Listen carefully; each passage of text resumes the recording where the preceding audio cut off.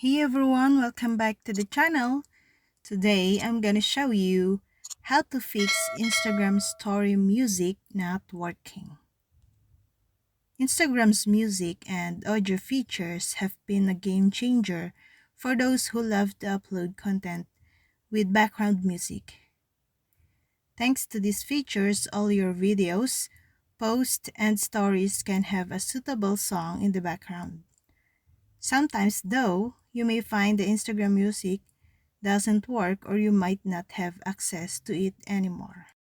If that's case with you, this guide will help you troubleshoot the underlying problems. All you need to do is update Instagram. To update the Instagram app, go to Play Store or App Store. Search for Instagram and then open the app page. If the app requires an update, you will see the update button. If not, it will show the open option. After updating, restart the app. The other option, use the Instagram Help Center. Contact the Instagram Help Center to get the issue resolved. Instagram has dedicated support that resolves users' concerns and issues. This support contains generic questions and their possible solutions. Try reporting the problem through the Instagram app. To do that, open Instagram and tap the three horizontal lines on your profile. Tap the Settings option and select Help.